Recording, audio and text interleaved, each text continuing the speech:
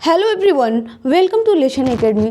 तो फ्रेंड्स, आज की क्लास में हम VVIP यानी very very most important question देखेंगे क्लास 12 बायोलॉजी के, जो आपका बोर्ड एग्ज़ाम होने वाला है 2023 में।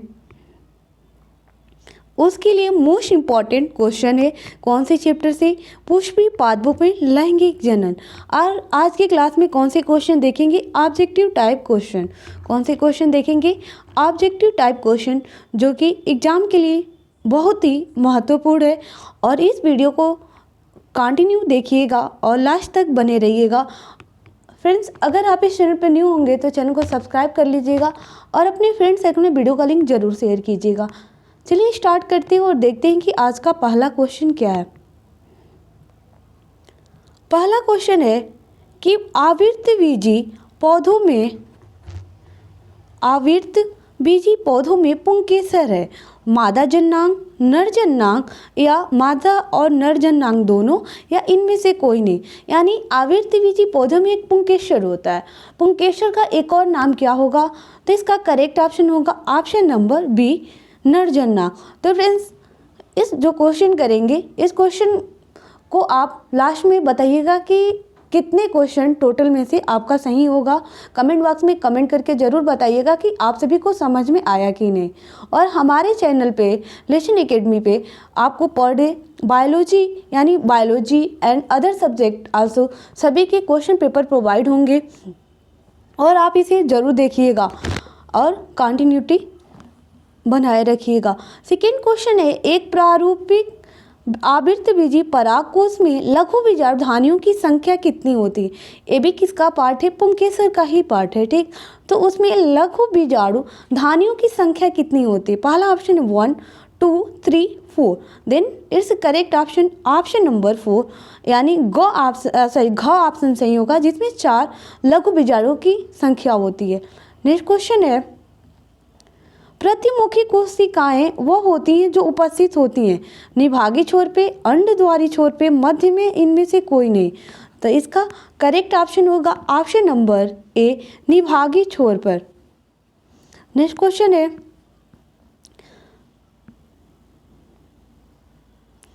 निम्नलिखित में से कौन सी कोशिकाएं सभी प्रकार के भ्रूण कोश में पाई जाती हैं?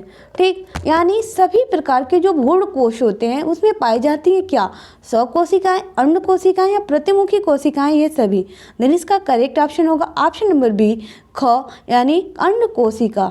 नेक्स्ट क्वेश्चन है, जौ के 100 दाने बनाने के लिए अर्धसूत्री विभाजन की आवश्यकता होती है। जो 100 दाने होंगे किसके, जौ के, उसके अर्धसूत्री विभाजन की आवश्यकता होती है कितनी बार? 50 बार, या 125 बार, या 25, या 75। देन इसका करेक्ट ऑप्शन होगा option number B, 125 times. Next है, बहुभुरता की खोज की गई थी, या कौन, मतलब बहुभुरता जो होता है उसकी खोज किसने किया था? ये भी जितने भी क्वेश्चन आज की क्लास में मैं करा रही हूँ सभी क्वेश्चन बहुत ही महत्वपूर्ण है, इसे ज़रूर देखिएगा। इसके बिना किए हुए ऐसा मत सोचिएगा कि ये आपके एग्जाम में नहीं आएगा। जो आज के जो सेशन है पुष्पी पादपों में लेंगे, 1 या 2 क्वेश्चन तो कन्फर्म में मिल ही जाएंगे। ये है, बहुभुरता की खोज किसने किया था? पहला ऑप्शन है लीवेनहॉक द्वारा, दूसरा महर्षि द्वारा, तीसरा है विनकलर द्वारा, चौथा है कपूर द्वारा। Then correct option option number A. Next question है, भारतीय भूण विज्ञान के जनक हैं या भारतीय भूण विज्ञान के पिता किसे कहते हैं? पहला ऑप्शन है सर जगदीश चंद्र बोस, दूसरा है प्रोफेसर पंचानन माहेश्वरी, तीसरा है डॉक्टर हरबिंद खुराना, चौथा प्रोफेसर पंचानन माहेश्वरी। देन इसका करेक्ट ऑप्शन होगा option number D, professor Panchanan Maheshwari. यहाँ पे 2 बार ऑप्शन हो चुका है, यानी professor Panchanan Maheshwari. Next question है, बीजांड का वो स्थान जहाँ बीजांड वृत्त जुड़ा होता है, यानी बीजांड का वो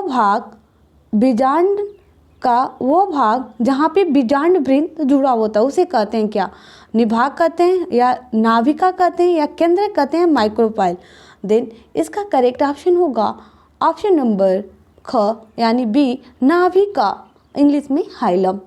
नेक्स्ट क्वेश्चन है, परिभूण पोस्ट यानी इसको इंग्लिश में बोलते हैं पेरिस्पर्म अवशेष है किसका? बाह्य अध्यावरण का, अंत अध्यावरण का, भ्रूणपोष का या बीजांड काय का?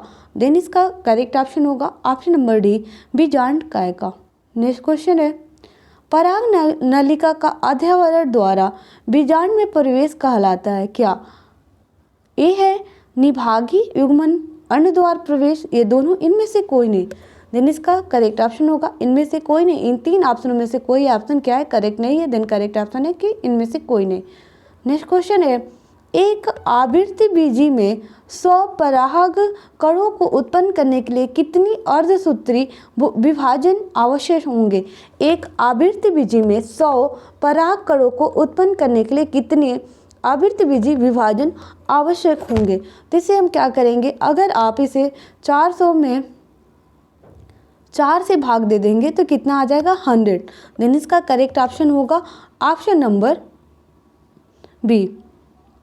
नेक्स्ट क्वेश्चन है, द्वितीय निषेचन का तात्पर्य है। द्वितीय निषेचन का मतलब होता है दोहरा निषेचन यानी डबल फर्टिलाइजेशन। ठीक, डबल फर्टिलाइजेशन यानी जब नर का गैमेट पुष्पी पादपों में मेल एंड फीमेल यानी जब लैंगिक जनन होगा, सेक्सुअल रिप्रोडक्शन होता है, उसमें 2 युग्मक की जरूरत है, मेल एंड फीमेल। ठीक, तो वहाँ पे नर युग्म, देखिए पहला ऑप्शन दिया कि 2 नर युग्मों का अंडकोशिका के साथ, यानी जो नर से पॉलिन ग्रेन के माध्यम से जो नर के युग्मक आएंगे, मेल गैमेट आएंगे, उनको वो 2 आएंगे, उसको बोलेंगे दोहरा निषेचन, या बोलेंगे एक नर युग्मक का अंडकोशिका से तथा दूसरे का द्वितीय केंद्रक संयोजन से। तो इसका क्या होता है, नर युग्मक से जो गैमेट आएंगे एक बार क्या होगा अंड कोशिका से, और जो दूसरा होगा वो द्वितीय केंद्र से संयोजन करता है, उसी को क्या बोलते हैं? द्वितीय निषेचन। द्वितीय निषेचन कहते हैं, क्या कहते हैं? Double fertilization. देन इसका करेक्ट ऑप्शन होगा ऑप्शन नंबर बी, ख। नेक्स्ट क्वेश्चन है, 200 लघु बीजाणुओं के निर्माण के लिए प्रक्रियात्मक लघु बीजाणु मातृ कोशिकाओं में कितने अर्धसूत्री विभाजन होंगे? तो इसको भी अगर 4 से डिवाइड करते हैं तो ऑप्शन आपका कितना, अगर 200 में 4 से डिवाइड करने पे कितना आएगा? कमेंट बॉक्स में कमेंट करके बताइएगा। करेक्ट ऑप्शन ऑप्शन नंबर ए यानी 50। नेक्स्ट क्वेश्चन है, एक प्रारूपी आवृत्ति बीजी भ्रूणकोश में परिपक्व होने पर होता है क्या? 7 केंद्र होता है, 8 कोशिकी होता है, या कि 7 केंद्रक होता है 7 कोशिका, या 8 केंद्रक और 7 कोशिका, या 8 केंद्रक या 8 कोशिका? इसमें क्या होता है, 8 केंद्रक होते हैं। क्या होते हैं? 8 केंद्रक और 7 कोशिका। एक कोशिका में 2 बार केंद्रक होते हैं, और फिर उसके बाद से 7 कोशिका होती हैं। टोटल कोशिकाओं की संख्या कितनी होती है? 7 कोशिका। हम जानते हैं कि एक सेल में कितने केंद्रक होते हैं? 1 केंद्रक होते हैं, लेकिन यहाँ पे एक कोशिका में एक अपवाद में रहता है। एक कोशिका में कितने केंद्रक हो जाते हैं? 2, और बाकियों में बाकी जो 6 बचा उसमें 1 केंद्रक होते हैं। तो टोटल यानी केंद्रकों की संख्या 8 हो गई, या कोशिकाओं की संख्या कितनी होगी? 7। देन इसका करेक्ट ऑप्शन होगा option number C. Next question है, सेल्विया में परागण होता है किसके द्वारा? स्वयुग्मन के द्वारा, वायु द्वारा, कीटों द्वारा, इनमें से कोई नहीं। इसका करेक्ट ऑप्शन होगा ऑप्शन नंबर ग। नेक्स्ट क्वेश्चन, एक ही पादप के एक पुष्प के परागकणों का दूसरे पुष्पों के वार्तिक तक स्थानांतरण कहलाता है क्या? स्वयुग्मन, सजाति पुष्पी परागण, पर निषेचन है, अनुमूल्य परागण। देन इसका करेक्ट ऑप्शन होगा ऑप्शन नंबर ख, सजात पुष्पी परागण। नेक्स्ट क्वेश्चन है, निभाग पाया जाता है किसमें? परागण में, बीजांड में, भ्रूणपोष में, या उपयुक्त सभी में? इसका करेक्ट ऑप्शन होगा ऑप्शन नंबर बी, बीजांड में।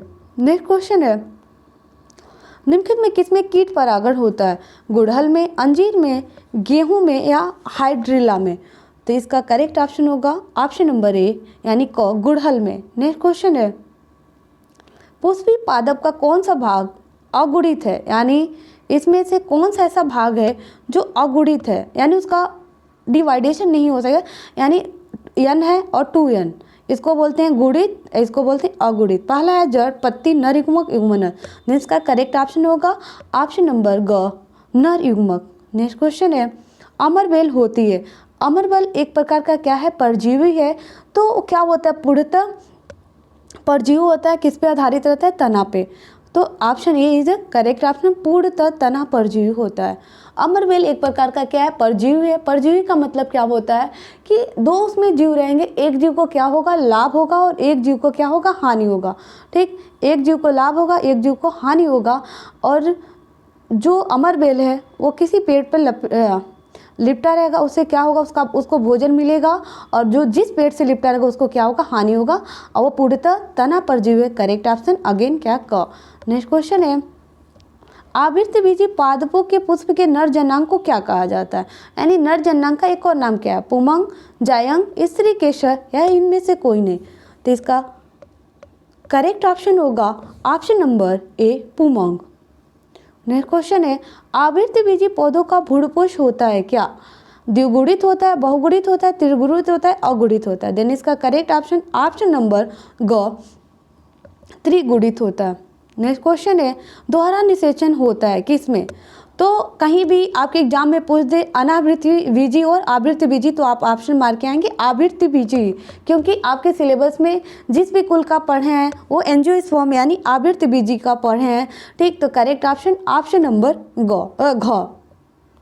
नेक्स्ट क्वेश्चन है, दिनिषेचन का तात्पर्य। देखिए फिर ये अगेन ये क्वेश्चन आया, यानी ये आपके लिए मोस्ट इंपॉर्टेंट है, ये जरूर समझ के जाएगा। दिनिषेचन का तात्पर्य होता है एक नर युग्मक का किसमें संयोजन होगा, अंड कोशिका से, और दूसरे का केंद्रक से। ठीक, एक का अंड कोशिका से, दूसरे का केंद्रक से संयोजन होगा, वही क्या कहलाता है, द्विनिषेचन। करेक्ट ऑप्शन ऑप्शन नंबर ख।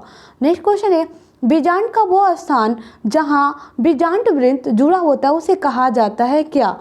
ठीक, बीजांड वृंत जहां से जुड़ा होगा उसे निभाग कहेंगे, नाभिका कहेंगे, केंद्रक कहेंगे, या माइक्रोपाइल कहेंगे। देन इसका करेक्ट ऑप्शन ऑप्शन नंबर ख, नाभिका कहेंगे, यानी इंग्लिश में हाइलम। नेक्स्ट क्वेश्चन है, जल परागित पादप का नाम है क्या? यानी जल से परागण जिस पादप का होता है वो कहाँ होता है? आपको जो जल में रहने वाले पौधे होंगे उन्हीं को बोला जाएगा जल परागित। तो हाइड्रा का मतलब ही वाटर होता है। देन इसका करेक्ट ऑप्शन ऑप्शन नंबर क। नेक्स्ट क्वेश्चन है, भ्रूणपोष में गुणसूत्रों की संख्या होती है 2x, 3x या x, या इनमें से कोई नहीं। देन इसका करेक्ट ऑप्शन होगा ऑप्शन नंबर ख, 3x। नेक्स्ट क्वेश्चन है, निम्नलिखित में कौन एक आभासी फल नहीं है? सेब, स्ट्रॉबेरी, अखरोट या अंगूर। तो इसका करेक्ट ऑप्शन होगा सेब, स्ट्रॉबेरी, अखरोट या अंगूर। करेक्ट ऑप्शन इसका ऑप्शन नहीं दिया गया है, आम होगा। ठीक, आभासी फल नहीं है। ठीक, देन करेक्ट ऑप्शन इसका एक बना लीजिएगा, आम। ठीक, तो फ्रेंड्स अगर आप चैनल पर न्यू होंगे तो चैनल को सब्सक्राइब करना मत भूलिएगा, और वीडियो अच्छा लगा होगा तो लाइक ज़रूर कीजिएगा, और कमेंट बॉक्स में कमेंट करके ज़रूर बताइएगा कि आप सभी को समझ में आया कि नहीं। तो थैंक यू फ्रेंड्स, मिलते हैं नेक्स्ट क्लास में नेक्स्ट वीडियो के साथ।